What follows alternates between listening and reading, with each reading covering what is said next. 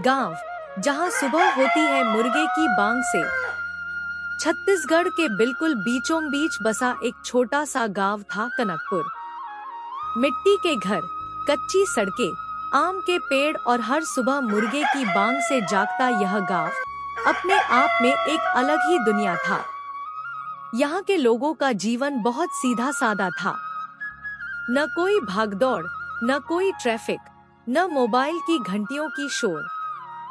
बस सुकून था, मिट्टी की गंध थी और दिन भर के कामकाज में छिपी एक खामोश खुशी थी। इसी गांव में रहता था हरिप्रसाद। उम्र लगभग 55 साल।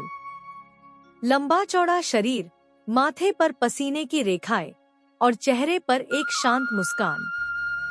वह गांव के सबसे पुराने किसान थे।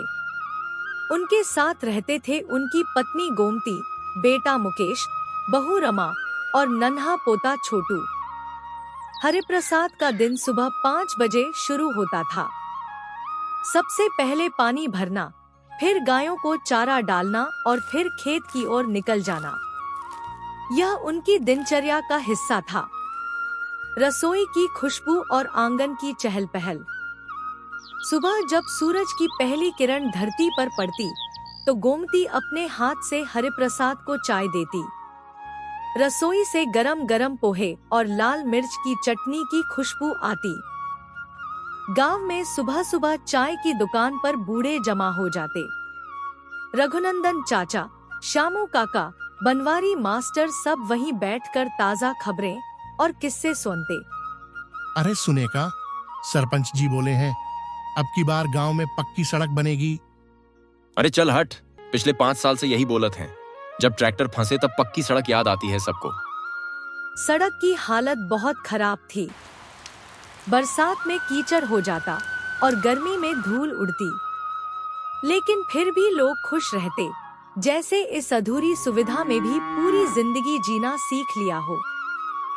हरिप्रसाद का खेत गांव से थोड़ा दूर था।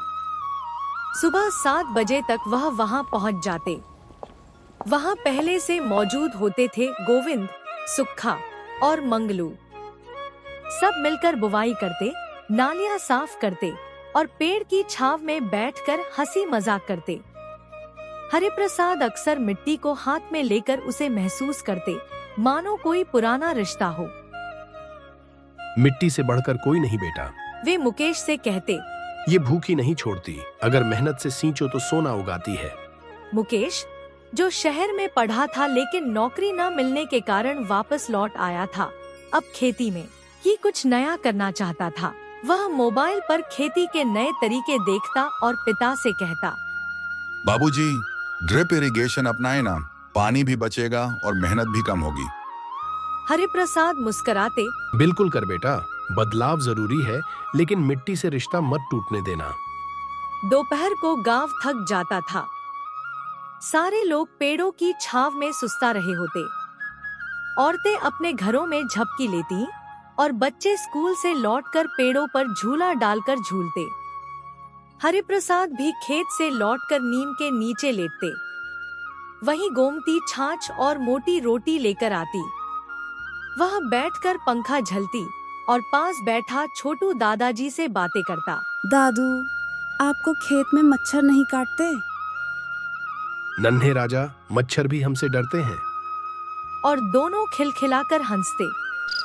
शाम को जब सूरज ढलने लगता, तो गांव में बैठकी का समय होता। लोग अपने अपने दरवाजों पर खाट निकालकर बैठते। बच्चे खेलते और महिलाएं पेड़ के नीचे बैठकर बातें करती। उस दिन मुकेश ने सबके सामने ऐलान किया, मैं खेत में जैविक खेती शुरू करना चाहता हूँ। बाजार में इसका अच्छा दाम मिलता है। कुछ लोगों ने टोक दिया, नई नई चीजें गांव में नहीं चलती बेटा, हम पुरानी परंपराओं से खुश हैं। पर हरिप्रसाद बोले, हर पेड़ को बढ़ने के लिए जगह चाहिए, मुकेश को भी दो। धीरे धीरे गांव के और लोग भी मुकेश के साथ जुड़ने लगे। हर मौके पर पूरा गांव एक परिवार जैसा हो जाता। वहीं बैठा हरिप्रसाद सोचता, कभी कभी लगता है कि गांव खुद एक जीवंत प्राणी है, जो सांस लेता है, मुस्कुराता है, दुखी होता है और फिर खुद को संभाल लेता है। बरसात जल्दी आ गई थी। खेत पानी से भर गए थे, सड़क कीचड़ से लथपथ थी। एक दिन हरिप्रसाद खेत से लौटते वक्त फिसल गए और पैर में चोट आ गई। घर में चिंता का माहौल बन गया। कुछ दिनों तक वह चारपाई पर रहे। उस दौरान मुकेश ने पूरे खेत की जिम्मेदारी ली। बाबूजी, आपने हमें जीना सिखाया है, अब आप थोड़ा आराम कीजिए। हरिप्रसाद की आंखें नम हो गईं। बेटा, अब तू संभाल सकता है। मिट्टी ने तुझे भी अपना लिया है।